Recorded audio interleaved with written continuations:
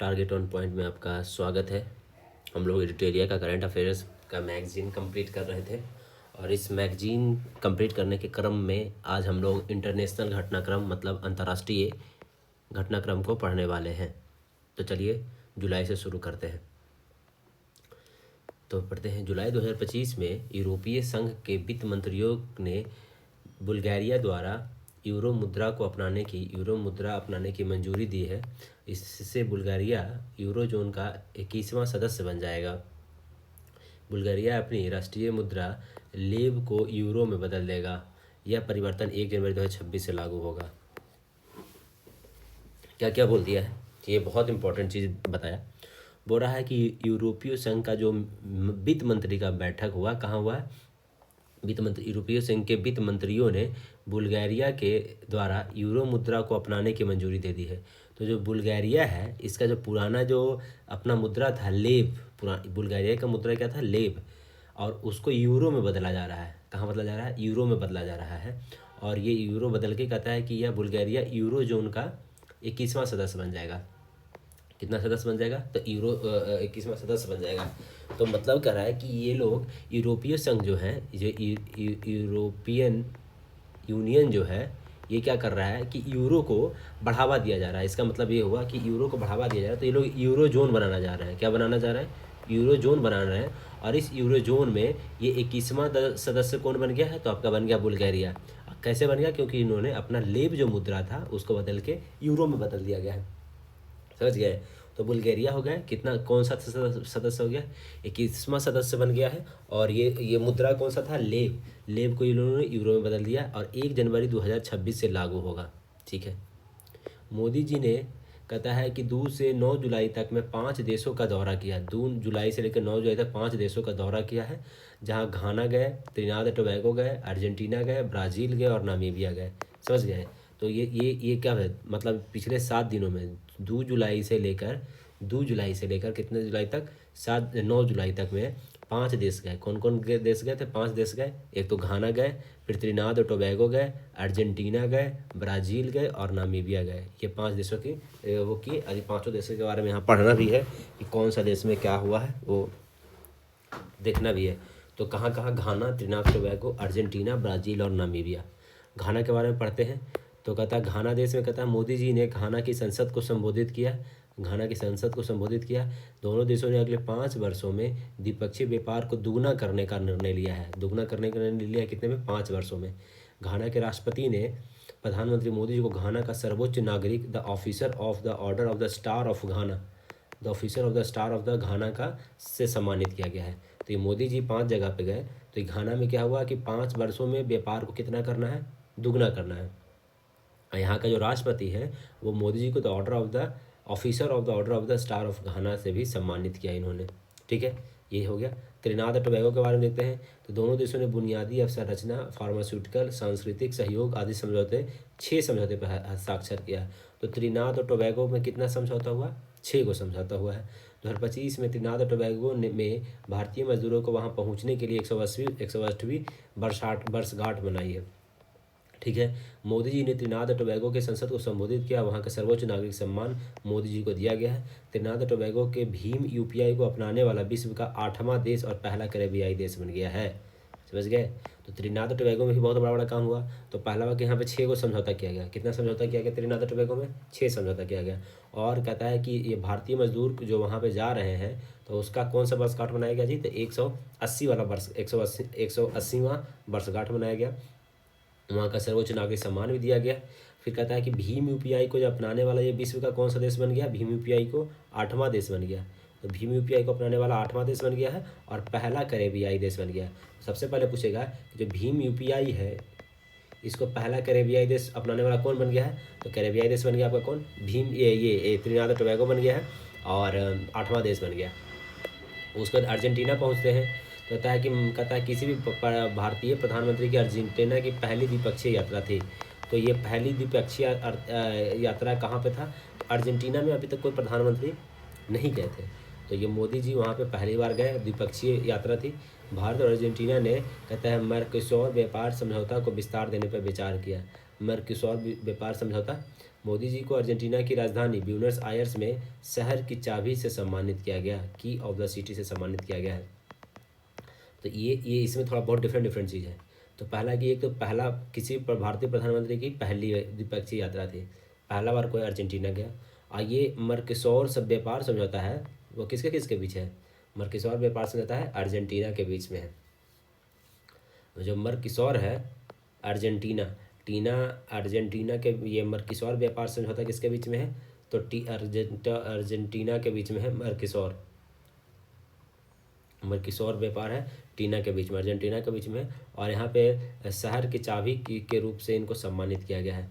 The key of the city, की of the city से मोदी जी को सम्मानित किया गया है, कहाँ? अर्जेंटीना में। तो ये भी पूछेगा कि की ऑफ द सिटी कहाँ सम्मानित किया गया है मोदी जी को? तो अर्जेंटीना में की ऑफ सिटी सम्मानित किया है।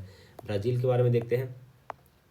मोदी जी ने रियो डी जेनेरियो में आयोजित 17वें ब्रिक्स सम्मेलन में भाग लिया। तो ये ब्रिक्स का जो सम्मेलन हुआ है, जो BRICS, जो ब्रिक्स का सम्मेलन हुआ कितने नंबर का हुआ जी? 17वें नंबर का हुआ। समझ गए? 17 नंबर का ब्रिक्स सम्मेलन हुआ। ये रियो डी जेनेरियो में मोदी जी गए थे ब्रिक्स में सम्मेलन भाग लेने। भारत ने रक्षा, नवीकरणीय ऊर्जा और भारत मर्कोसुर व्यापार समझौते को विस्तार देने की चर्चा की है। तो मर्कोसुर व्यापार समझौता अर्जेंटीना के भी साथ था और ब्राज़ील के भी साथ था, ये मर्कोसुर व्यापार समझौता। उसके बाद नामीबिया जाते हैं। तो नामीबिया में की संसद को संबोधित किया वहाँ पे, एवं वहाँ के सर्वोच्च नागरिक सम्मान से मोदी जी को सम्मानित किया गया। सब जगह मिला इनको। जुलाई में ये भी हो गया, नामीबिया होगा। तो यही सब गए थे ना, कहाँ कहाँ गए थे? ब्राज़ील हो गया, त्रिनाद, घाना, अर्जेंटीना, नामीबिया। आगे पढ़िए, आगे क्या है? कहता है कि जुलाई में कोलंबिया और उज्बेकिस्तान आधिकारिक रूप से न्यू डेवलपमेंट बैंक में शामिल हो गए हैं। अब इन बैंकों में कुल सदस्य संख्या 11 हो गया है। तो कहता है कि न्यू डेवलपमेंट बैंक NDB में जो शामिल हो गया है, कौन कौन हो गया? कोलंबिया हो गया और उज्बेकिस्तान हो गया। तो कोलंबिया उज्बेकिस्तान दोनों शामिल हो गया। और बैंकों के सदस्य की कुल संख्या कितना हो गया? अब टोटल 11 हो गया। तो NDB में कितना सदस्य हो गया? 11 देश हो गया। ठीक है। और कौन कौन आया? कोलंबिया आया और उज्बेकिस्तान। ये दो गो बैंक है जो कि NDB में, न्यू डेवलपमेंट बैंक में कोलंबिया और उज्बेकिस्तान आ गया है। जुलाई में रूस का अफगानिस्तान में तालिबान सरकार को आधिकारिक रूप से मान्यता देने वाला पहला देश बन गया है। तो जो अफगानिस्तान में जो तालिबान सरकार है, उसको मान्यता कौन दे दिया? रूस दे दिया। तो आपको पता होना चाहिए ना कि रूस हमारा इंडिया का बहुत अच्छा दोस्त है। अभी के समय तो बहुत ज़्यादा ही बढ़िया काम हो रहा है इन दोनों के बीच में। तो तालिबान सरकार को वो कर दिया। एक मिनट, हेलो,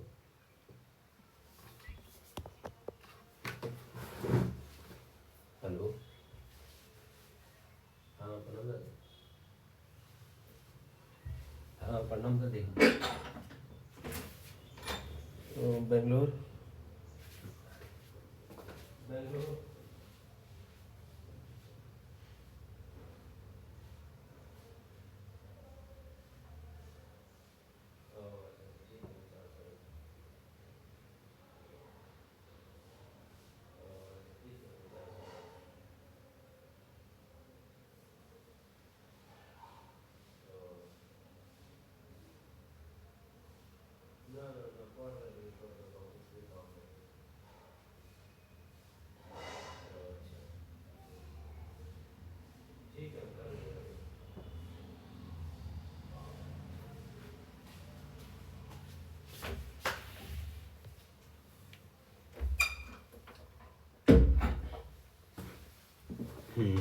एक मिनट और रुकिएगा, आगे पढ़ते हैं हम लोग।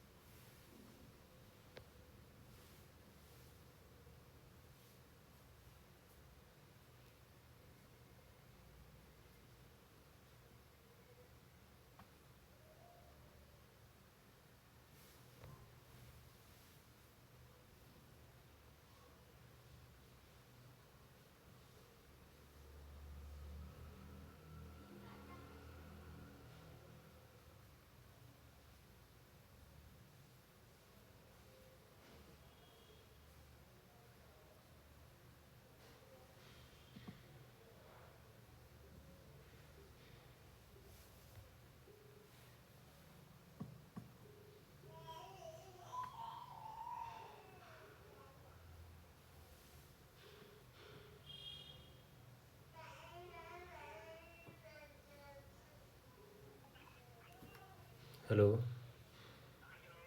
हाँ प्रणाम दादाजी। हाँ सब ठीक है। ना ना बेंगलोर ही।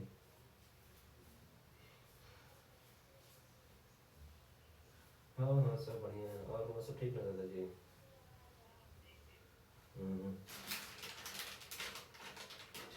ठीक है दादाजी, ऑफिस में है।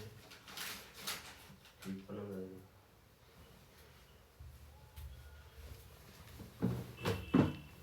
चलिए सॉरी, माफ़ी चाहते हैं।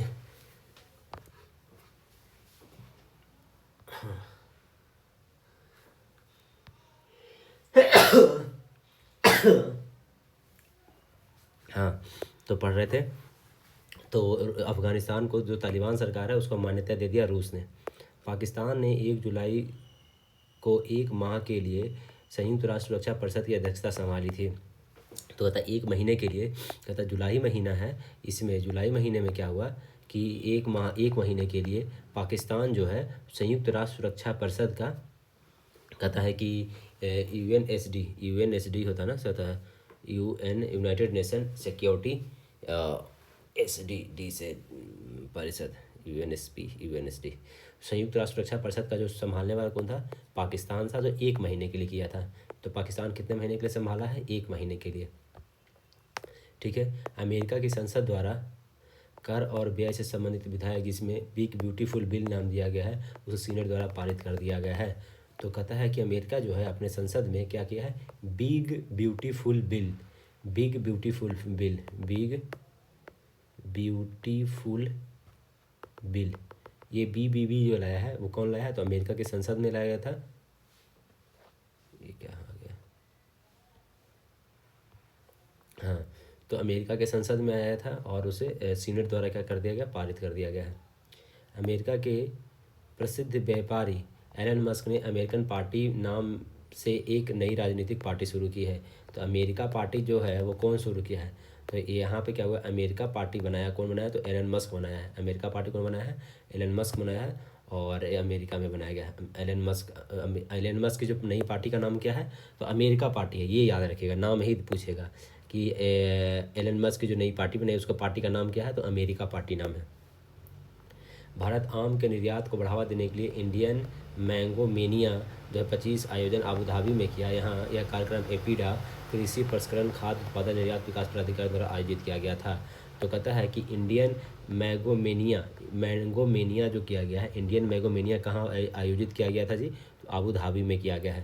तो अबू धाबी में क्या हुआ, Indian mango mania. Abu Dhabi में पता होना चाहिए कि IIT दिल्ली भी अपना वो बनाया है, कैंपस बनाया है। आपको ये भी बता दें कि IIT कौन, IIM ये अहमदाबाद, अहमदाबाद, और कि II foreign and trade, IIFT जो Indian institute of foreign and trade है, ये दोनों कहाँ बनाया है, तो इंस्टीट्यूट दोनों बनाया है, दुबई में बनाया है। तो ये याद रखने की चीज़ है। आगे देखते हैं। कहता है 1 जुलाई 2025 को पहली आसियान भारत क्रूज वार्ता को मेज़बानी की है, भारत ने किया है। इसका आयोजन चेन्नई में किया गया है। इसका उद्देश्य क्या था, क्षेत्रीय संपर्क और पर्यटन को बढ़ावा देना है। तो कहता है कि आसियान भारत क्रूज वार्ता क्या है, आसियान भारत क्रूज वार्ता में किसने वो किया है, इसका मेज़बानी कौन किया है, तो भारत किया है, भारत क्रूज में। और आयोजन कहाँ हुआ है, तो ये क्रूज की बात कर रहा है, तो चेन्नई कहाँ, केरल में ना, चेन्नई, तो यहाँ पे चेन्नई है, तो यहाँ पे भाई क्रूज का चीज़ तो यहीं पे होगा। तो क्रूज वार्ता कहाँ हुआ, चेन्नई में। क्षेत्रीय संपर्क और पर्यटन को बढ़ावा देना है। 3x35 पहल विश्व स्वास्थ्य संगठन, इसका क्या है, इसके तहत देशों से आग्रह किया गया कि वे स्वास्थ्य दरों के माध्यम से 2035 तक तंबाकू, शराब और शर्करा युक्त पेय पदार्थों की वास्तविक कीमतों में कम से कम 50% की वृद्धि करें।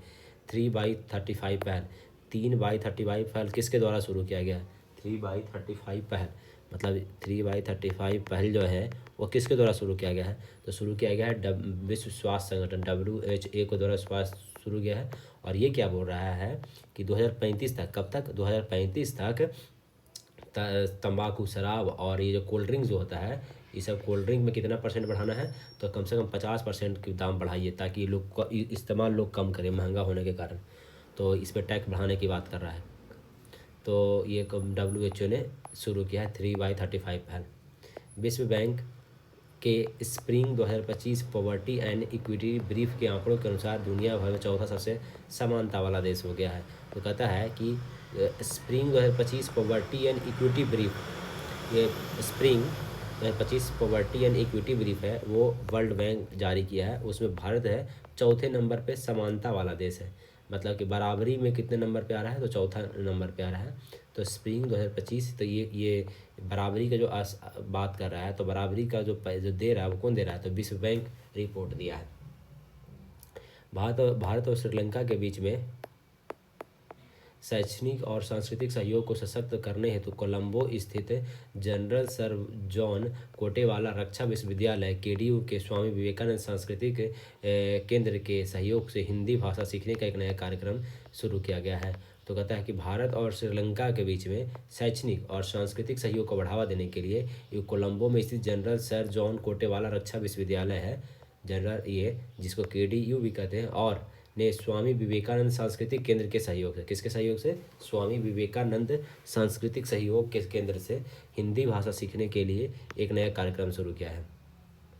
आगे देखिए, थाईलैंड में संवैधानिक न्यायालय ने कंबोडिया के पूर्व प्रधानमंत्री हुए हुन सेन के साथ लीक हुए फ़ोन कॉल के कारण प्रधानमंत्री पैंटगटवाना सिनवात्रा को पद से निलंबित कर दिया। क्या हो रहा है ये समझिए। बोला जा रहा है कि थाईलैंड के संवैधानिक न्यायालय ने कंबोडिया के पूर्व प्रधानमंत्री हुन सेन, कंबोडिया के पूर्व प्रधानमंत्री कौन थे, हुन सेन के साथ लीक हुए फ़ोन कॉल के कारण प्रधानमंत्री पैटोगटान सिनवात्रा को निलंबित कर दिया गया है। मतलब क्या बोल रहा है कि जो थाईलैंड है ना, यहाँ के ये प्रधानमंत्री कौन है, यहाँ के प्रधानमंत्री हैं आपको पैटोगटान, थाईलैंड का कौन है, पैटोगटान सिनावात्रा, ये पैटोगटान सिनावात्रा थाईलैंड के हैं। और कंबोडिया के पूर्व प्रधानमंत्री कौन है, हुन सेन, कंबोडिया कौन है, हुन सेन है। तो ये दोनों के बीच में कुछ बातचीत हुआ है और वो लीक हो गया। जब लीक हो गया तो थाईलैंड का जो संवैधानिक न्यायालय है, उन्हें थाईलैंड का न्यायालय ने पैटागोनिया सिनावात्रा को निलंबित कर दिया। समझ गए। तो ये कहानी हुई है, तो ये इनको निलंबित कर दिया गया। तो हम लोग ये जुलाई का देख लिए, चलते हैं जून में। इजराइल और ईरान में चल रहे संघर्ष के बाद ईरान की संसद मजलिस ने अंतर्राष्ट्रीय परमाणु ऊर्जा एजेंसी के साथ सहयोग को निलंबित करने का प्रस्ताव पारित किया। तो अभी जो हमारा देख रहे हैं इजराइल है और ईरान के बीच में जो संघर्ष चल रहा है, तो इसमें कहता है ईरान की संसद के नाम क्या है, मजलिस। तो मजलिस किसकी संसद का नाम है, मजलिस है ईरान की संसद का नाम है, ने अंतर्राष्ट्रीय परमाणु ऊर्जा एजेंसी के साथ सहयोग को निलंबित करने का प्रस्ताव पारित कर दिया है। तो अब इजराइल और ईरान का लड़ाई चल रहा है और ईरान पे सब लोग भारी पड़ रहे थे। तो ईरान बोल दिया कि भाई हम अंतर्राष्ट्रीय परमाणु सहयोग एजेंसी पे अब साथ नहीं रहेंगे भाई, ये लोग कोई साथ नहीं दे रहा। तो वो वहाँ से क्या कर दिया, जो ईरान की संसद मजलिस है वहाँ से इन लोगों ने वो हटा दिया अपना। ठीक है। हाल में ही रवांडा और डेमोक्रेटिक रिपब्लिक ऑफ कांगो ने अमेरिका की मध्यस्थता में एक शांति समझौते पर हस्ताक्षर किया। यह समझौता दोनों देशों के बीच पुराने संघर्ष को विराम देने की दिशा में एक महत्वपूर्ण पहल है। तो क्या हो रहा है कि रवांडा और कांगो, रवांडा और कौन है, कांगो है, ये दोनों के बीच में झगड़ा हो रहा था। तो ये अमेरिका बीच में नेता बन के दोनों के बीच में क्या कर दिया, समझौता कर दिया, एक शांति समझौता करवाया। तो किसके बीच में हो रहा था, रवांडा के बीच में हो रहा था और रिपब्लिक ऑफ कांगो के बीच में हो रहा था। तो दोनों के बीच में कौन समझौता करवाया, अमेरिका समझौता करवाया।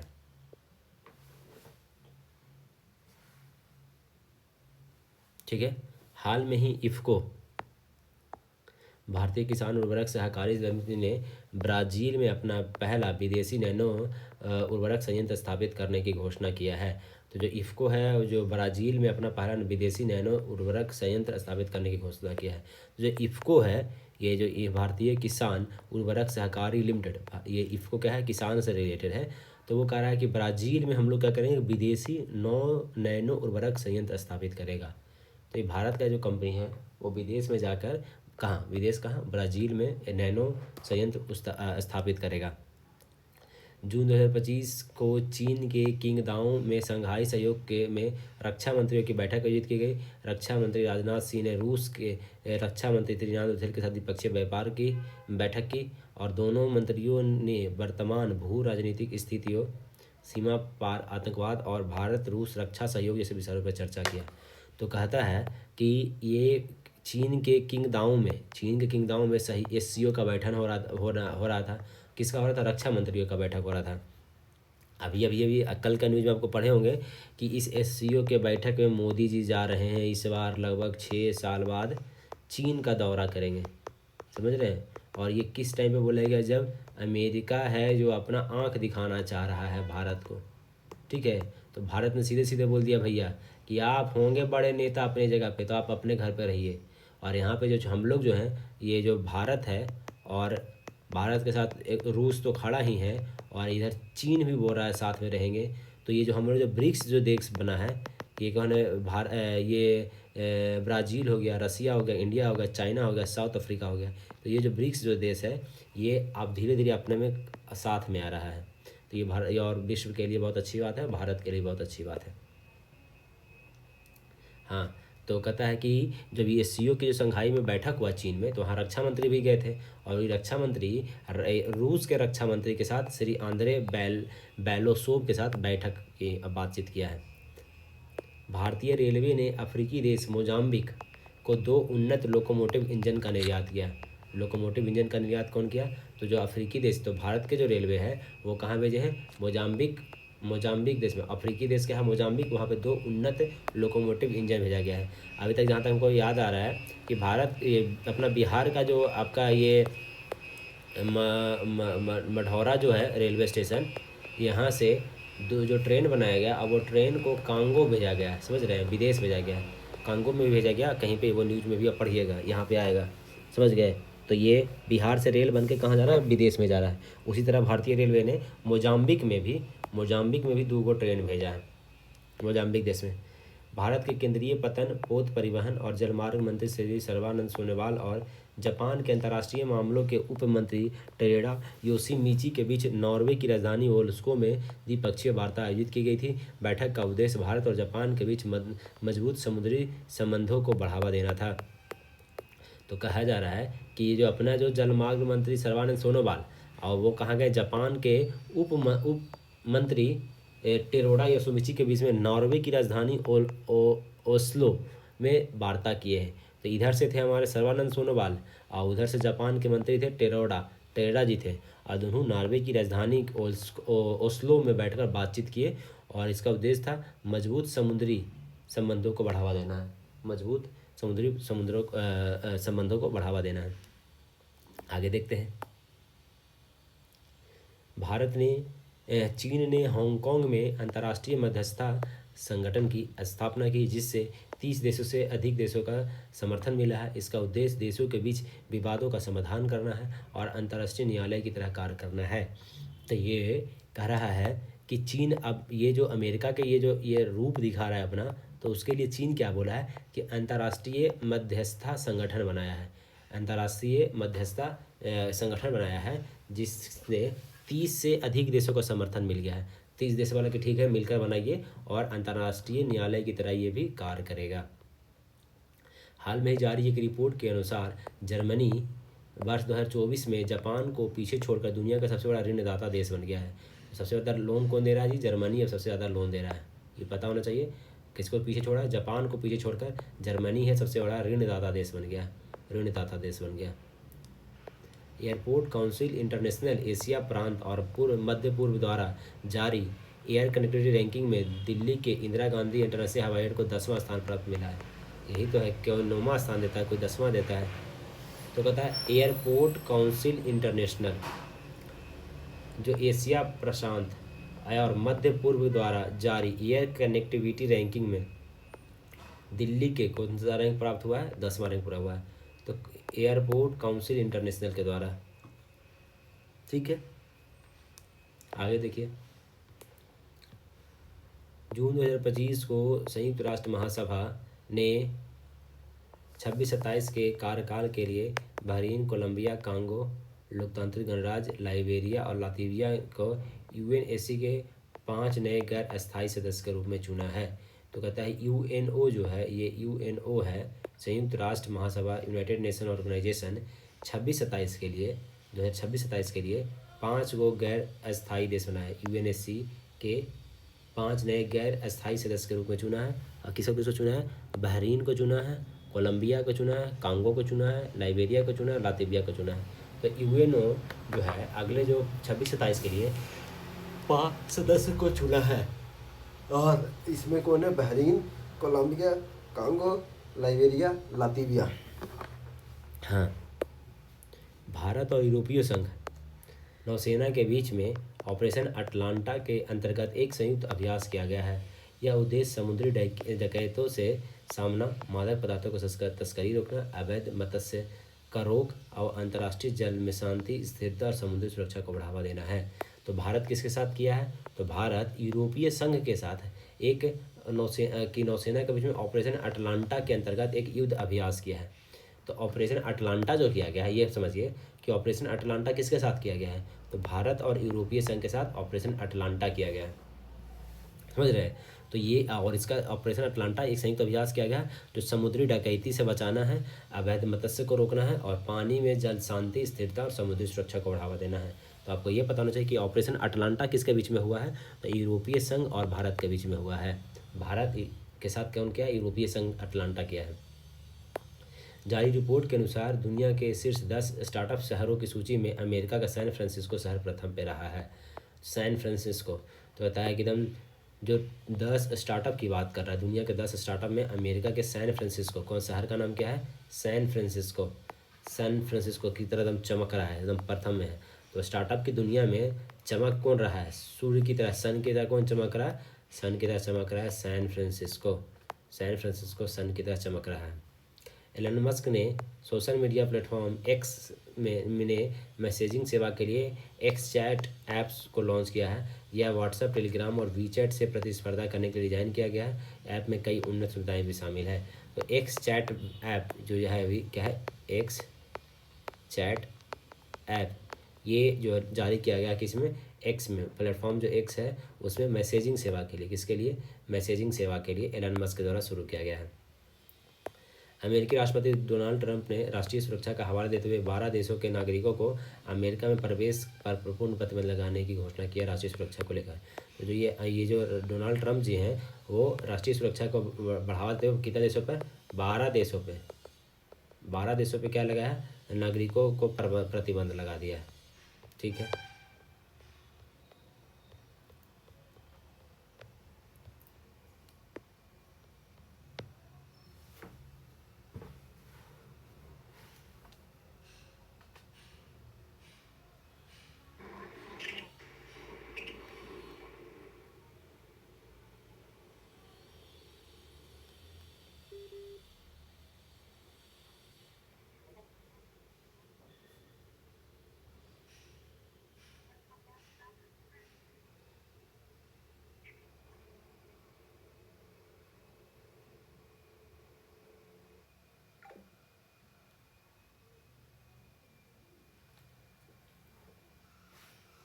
हाँ, आगे देखते हैं। फिलीपींस में एचआईवी के रोगियों को 500 वृद्धि दर के बाद 500% वृद्धि के बाद राष्ट्रीय सार्वजनिक स्वास्थ्य आपातकाल की सिफारिश किया है। तो जो फिलीपींस देश है यहाँ पे क्या हो रहा है? एचआईवी के में 500% का वृद्धि हुआ है के बाद राष्ट्रीय सार्वजनिक आपातकाल की सिफारिश की है। तो फिलीपींस में क्या हो रहा है? एचआईवी वायरस बहुत तेज़ी से वायरस फैल रहा है। कहाँ पर फैल रहा है? फिलीपींस में फैल रहा है। एचआईवी कहाँ पर फैल रहा है? फिलीपींस में फैल रहा है। एचआईवी रोगियों की में 500% का वृद्धि हुआ। कितना परसेंट का? 500% का वृद्धि हुआ है फिलीपींस में। भारत ने संयुक्त राष्ट्र की आर्थिक और सामाजिक परिषद इकोसॉस में 26-27 की अवधि के लिए चुना गया, भारत को चुना गया है। तो बताया है कि यूएन का जो संयुक्त राष्ट्र की आर्थिक और सामाजिक परिषद इकोसॉक है, क्या है? इकोसॉक, भारत को चुना गया कितने? 26 से 28 की अवधि के लिए चुना गया है। ठीक है।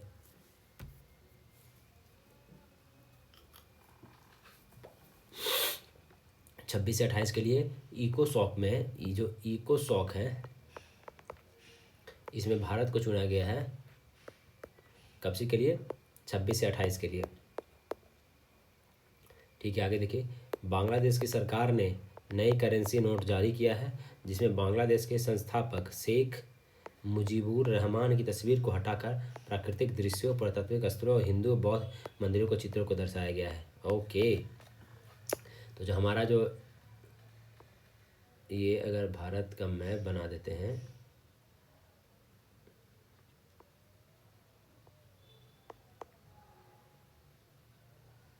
ये भारत का मैप बनाए तो यहाँ पे क्या है, हमारा है बांग्लादेश, ये क्या है बांग्लादेश। तो बांग्लादेश क्या किया है, नया नोट जारी किया है, नया नोट जारी किया है। तो यहाँ पे कौन थे संस्थापक, कौन था, नाम क्या था, शेख मुजीबुर रहमान। तो बांग्लादेश के संस्थापक का नाम क्या था, शेख मुजीबुर रहमान। तो उनको हटा दिया है नोट से और ये सब हिंदू मंदिर का और बौद्ध मंदिर का चित्र लगा दिया है। तो कौन थे, तो ये आपको पता होना चाहिए कि बांग्लादेश के संस्थापक का नाम क्या है, शेख मुजीबुर रहमान। हाल में ही भारत को मतदान की प्रक्रिया के बाद अंतर्राष्ट्रीय प्रशासनिक विज्ञान संस्थान IIIAS का अध्यक्ष चुना गया है। भारत को मतदान प्रक्रिया के बाद, तो कहता है कि अभी क्या है, IIAS कहता है international institute of administrative science, international institute of administrative science. तो इसका क्या हुआ कि भारत को क्या चुना गया है, अध्यक्ष चुना गया है। तो कहता है एडमिनिस्ट्रेटिव साइंस की बात कर रहा है, तो उसका अध्यक्ष किसको बनाया गया है, एडमिनिस्ट्रेटिव साइंस का बनाया गया है भारत को। भारत के मुख्य चुनाव आयुक्त जो ज्ञानेश कुमार को 10 जून को स्टॉकहोम स्वीडन में आयोजित अंतर्राष्ट्रीय लोकतंत्र और निर्वाचक सहायता संस्थान के अंतर्राष्ट्रीय सम्मेलन में संबोधित किया गया है। तो कहता है कि जो ये ज्ञानेश कुमार जी हैं वो अंतर्राष्ट्रीय लोकतंत्र और निर्वाचन सहायता संस्थान, वहाँ ये जो हुआ था, कहाँ हुआ, स्वीडन में हुआ, स्टॉकहोम स्वीडन में हुआ है। तो वहाँ पे ये जाके और उसको संबोधित किए हैं।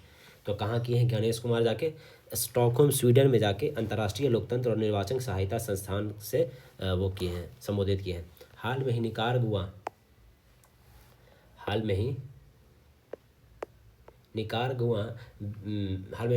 WTO के मत्स्य पालन सब्सिडी समझौते को औपचारिक रूप से स्वीकार करने वाला 101वां देश बन गया है। 111 देशों की स्वीकृति के बाद यह समझौता प्रभाव में आएगा, जो अवैध मछली पकड़ने वालों को प्रथाओं को रोकने और समुद्री विविधता को बहाल करने के लिए दिशा में एक वैश्विक प्रयास है। तो कहता है कि WTO जो विश्व व्यापार संगठन है, जो ये क्या है, निकारागुआ जो था कि विश्व व्यापार संगठन में कहता है निकारागुआ उसको वो कर दिया है, समझौता को स्वीकार कर लिया। तो मत्स्य पालन सब्सिडी समझौते को स्वीकार करने वाला कौन सा देश बन गया है, निकारागुआ 101वां। तो WTO मछली पालन वाले जो है उसके लिए एक अभियान चला रहा है। तो उसमें जो निकारागुआ है, निकारागुआ जो है वो 101वां देश बन गया है समझौता को स्वीकार करने वाला। और अगर 111 देश अगर इसको स्वीकार कर लेता है तो ये प्रथाओं को रोकने के लिए रोका जा सकता है। 111 देशों की स्वीकृति के बाद यह समझौता प्रभाव में आएगा। समझ गए, आगे देखिए। हाल में ही यूनेस्को ने उत्तर प्रदेश के लखनऊ शहर को क्रिएटिव सिटी ऑफ गैस्ट्रोनॉमी के लिए नामांकित किया है। यह लखनऊ की खाद्य संस्कृति एवं पाक परंपराओं को वैश्विक स्तर पर पहचान दिलाएगा। तो कहता है कि लखनऊ शहर को क्या है, क्रिएटिव सिटी ऑफ गैस्ट्रोनॉमी के लिए नामांकित किया गया है। अमेरिकी बहुराष्ट्रीय निगम और प्रौद्योगिकी कंपनी एनवीडिया माइक्रोसॉफ्ट को पीछे छोड़कर दुनिया की सबसे मूल्यवान कंपनी बन गई है। तो कहता है कि दुनिया की सबसे मूल्यवान कंपनी कौन है, दुनिया की सबसे मूल्यवान कंपनी कौन है जी, एनवीडिया बन गया माइक्रोसॉफ्ट को पीछे छोड़कर। ठीक है, ये कहाँ की कंपनी है, अमेरिका की कंपनी है। हाल में ही भारत ने मालदीव के साथ पर्यटन संबंधों को पुनर्जीवित करने के लिए अभिनेत्री कैटरीना कैफ को मालदीव के लिए वैश्विक पर्यटन राजदूत नामित किया है। तो मालदीव के साथ तो हुआ था झगड़ा के बाद फिर इसको पुनर्जीवित किया जा रहा है और पुनर्जीवित करने के लिए कैटरीना कैफ को मालदीव के लिए वैश्विक पर्यटन सूचकांक बनाया गया। तो बीच जो ऐसा जो बैठने वाला जो होता है ये समुद्र के किनारे में, तो यहाँ पे कैटरीना कैफ क्या करेंगी, इसको वो करेगी, करेगी, प्रचार करेगी। समझ गए। श्रीलंका ने 2000 वर्ष पूर्व बौद्ध धर्म के आगमन के उपलक्ष्य में 10 जून को पोसोन पोया उत्सव मनाया है। तो कहता है कि श्रीलंका ये पोसोन पोया उत्सव कहाँ मनाया गया है? पोसोन पोया उत्सव मनाया गया श्रीलंका में। श्रीलंका कहाँ है आपका तो पता होना चाहिए कि यहाँ पे लटका हुआ है जो श्रीलंका है, इतना बड़ा तो नहीं है लेकिन श्रीलंका है। तो ये यहाँ पे क्या मनाया गया है? पोसोन पोया। श्रीलंका में मनाया गया पोसोन पोया मनाया गया है, जो कि 10 जून को मनाया है। कब मनाया है? 10 जून को मनाया है, और 200 वर्ष पहले बौद्ध धर्म के आगमन के उपलक्ष्य में। तो रूस और ईरान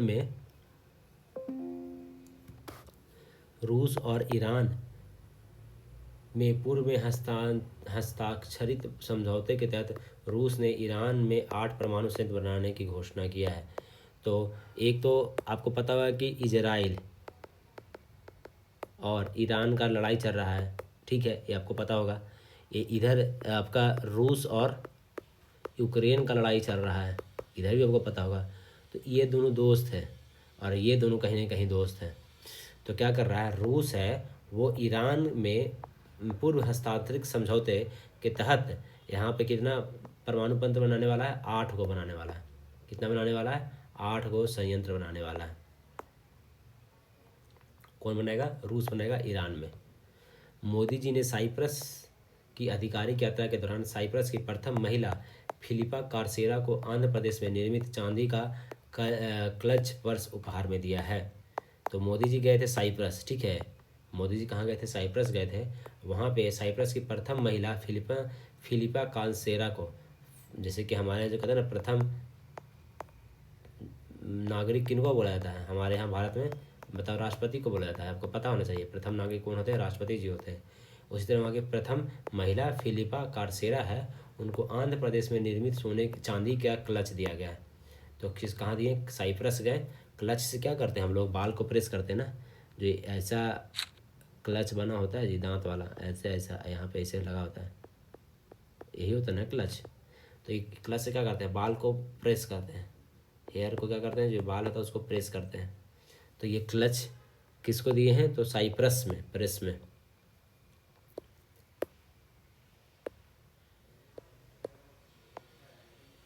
बहुत बोलते हैं, ये हमको ख़त्म करना होगा। हो गया, ख़त्म हो जाएगा ये तो, मई है बड़ा, ठीक है। हाल में ही मध्य अमेरिका के ग्वाटेमाला में स्थित सबसे सक्रिय ज्वालामुखी फुएगो ज्वालामुखी में विस्फोट की घटना हुआ है। तो ये याद रखिए कि फुएगो ज्वालामुखी कहाँ है, ये पता आपको होना चाहिए। फुएगो ज्वालामुखी कहाँ है? तो मध्य अमेरिका के मिडिल अमेरिका के ग्वाटेमाला में है, वहाँ विस्फोट हुआ है। तो सबसे सक्रिय ज्वालामुखी है मध्य अमेरिका का। तो मध्य अमेरिका, जैसे कि अगर आपको मैप पता होगा तो ये ऐसे ऐसे ये अमेरिका है, और यहाँ से फिर ये नीचे ये है, ठीक है। तो ये इसको मिडिल अमेरिका, इतना दूर को मिडिल अमेरिका बोला जाता है।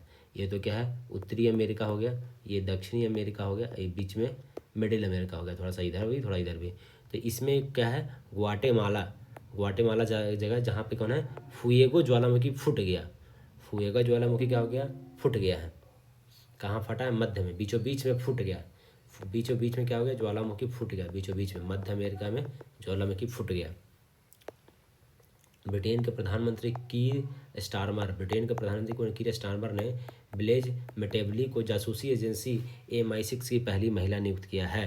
तो कहता है कि जो MI6 जो है आपका क्या है? MI6 जो है वो ब्रिटेन का क्या है कि एक जासूसी एजेंसी है। जैसे अपना भारत में क्या है? भारत में रॉ है ना जी, भारत में CBI है ना जी, तो उसी तरह ब्रिटेन में क्या है? MI6 है। तो इसका जो पहली प्रमुख महिला जो बनाया गया, किसको? ब्लेज मेटेवली को बनाया गया है। तो ब्लेज मेटेवली को बनाया गया, को बनाया कौन है? तो ब्रिटेन के प्रधानमंत्री कीर स्टारमर ने बनाया है।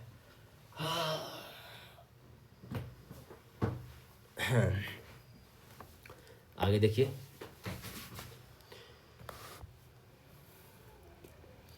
जून 2025 में मोदी जी ने क्रोएशिया की आधिकारिक यात्रा की है, जो भारत और क्रोएशिया के द्विपक्षीय संबंध को मजबूत करने के महत्वपूर्ण फल है। तो जून में कहाँ गए थे मोदी जी? गए थे क्रोएशिया भी गए थे। बहुत छोटे छोटे देश गए, घाना गए किए जी, त्रिनाद टोबैगो गए किए, अर्जेंटीना गए किए, ब्राज़ील गए किए, तो उसके बाद क्रोएशिया भी चले गए हैं। मोदी जी ने क्रोएशिया की यात्रा में करने वाले पहले भारतीय प्रधानमंत्री बने हैं। तो क्रोएशिया की यात्रा करने वाले पहले भारतीय बने हैं, और अर्जेंटीना में भी जो गए थे वो भी पहले ही थे। इस दौरान क्रोएशिया के प्रधानमंत्री जो आंद्रे फ्लैकोविच जो है, क्रोएशिया के प्रधानमंत्री का नाम क्या है, आंद्रे फ्लैकोविच ने मोदी जी को बेटजिन का संस्कृत व्याकरण उपहार में दिया। बेटजिन का संस्कृत व्याकरण उपहार में दिया है। तो आप देखिए ये पहला बार गए हैं, तो ये बहुत इंपॉर्टेंट होता है। तो मोदी जी पहला बार कहाँ गए, किस देश की यात्रा में पहला बार किए, क्रोएशिया की। और क्रोएशिया के कौन है, आंद्रे फ्लैकोविच। क्रोएशिया के फ्लेको। तो इसके कौन वह है प्रधानमंत्री क्या है, तो क्रोएशिया को क्रश करके फेंक दो बीच में, फ्लेकोविच। तो क्रोएशिया को मतलब क्रश करके फेंक दो बीच में। तो क्रोएशिया के प्रधानमंत्री कौन है, क्रोएशिया को क्रश करके फेंक दो बीच में। तो नरेंद्र मोदी जी वहाँ पे गए थे। मोदी जी ने साइप्रस यात्रा के दौरान भारत और साइप्रस के बीच यूपीआई सेवाएं शुरू करने के लिए समझौता किया है। तो यूपीआई समझौता शुरू किया गया है साइप्रस के दौरान में भी। और यूपीआई समझौता लगभग घाना में करने वाला कौन है, 8वां अफ्रीकी देश था घाना कौन सा था, 8वां देश था और पहला अफ्रीकी देश था। यही था जी, एक बार आपको दिखा देते हैं।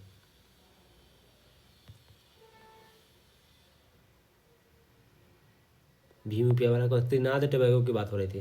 त्रिनाद टोबैगो जो है वो क्या है, विश्व का 8वां देश हो गया और पहला कैरेबियाई देश बन गया। ठीक है, तो साइप्रस भी गए, और साइप्रस में भी यूपीआई सेवा शुरू करने के लिए बात करके आए हैं। यूएनओ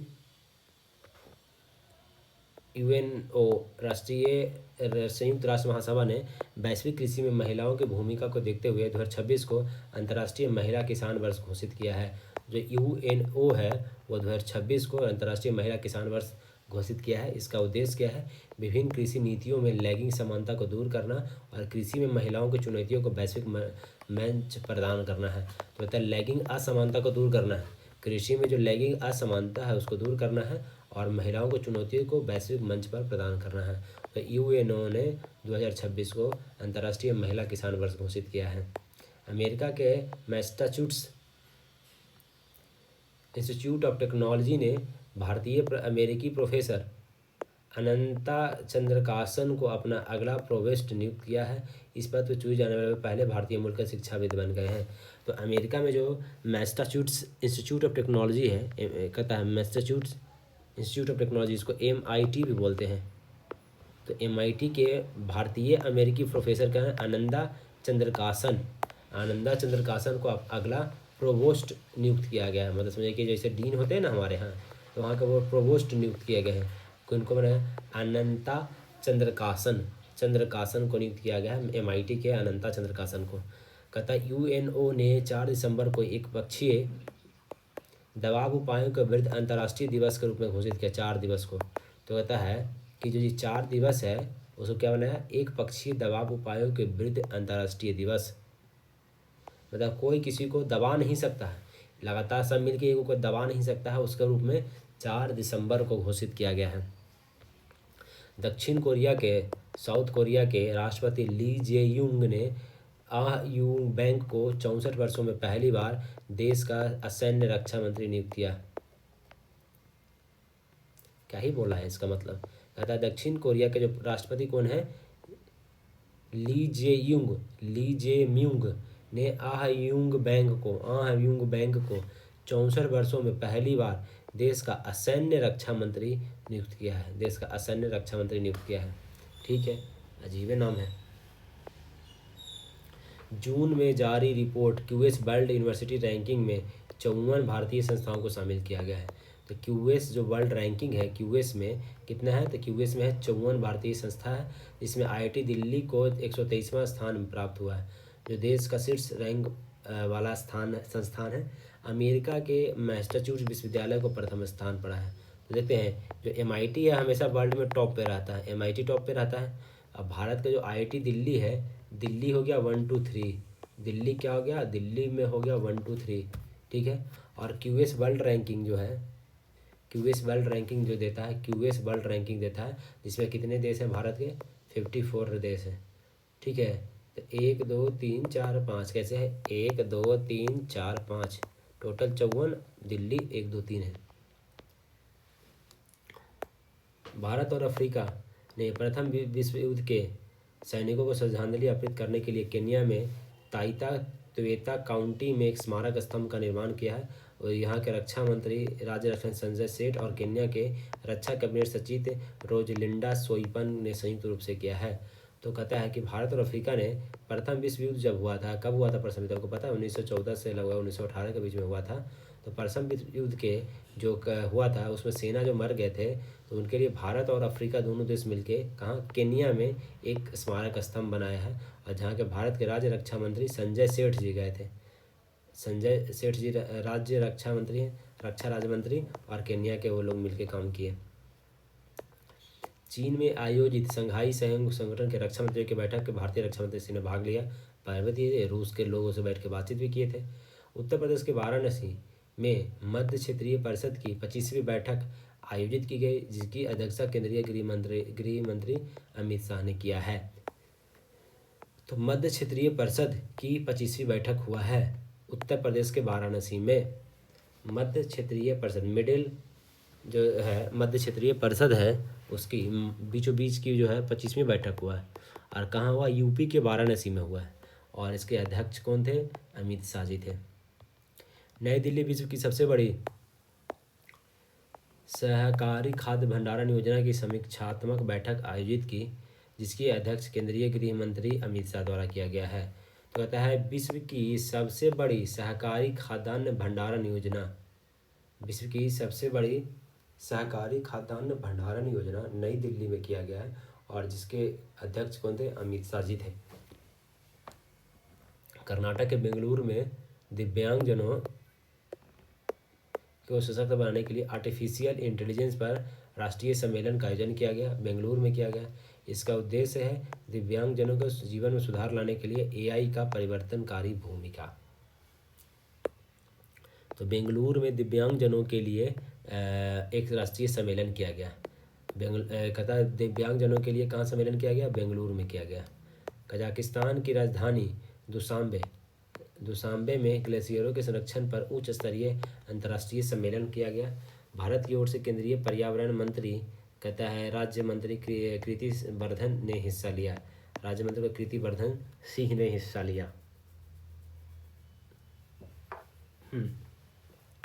तो कहा जा रहा है कि जो ग्लेशियर से संरक्षण के लिए जो मीटिंग हुआ है, कहाँ हुआ है? कजाकिस्तान की राजधानी दुशांबे में हुआ है। कजाकिस्तान की राजधानी दुशांबे में हुआ है। और वहाँ पे जलवायु परिवर्तन राज्य मंत्री कृति वर्धन सिंह जी ने हिस्सा लिया था। इतना ही बहुत ज़्यादा बोल लिया आज। अगले दिन मई पढ़ लेंगे। एक पेज में मई है, अप्रैल, फिर मार्च, दो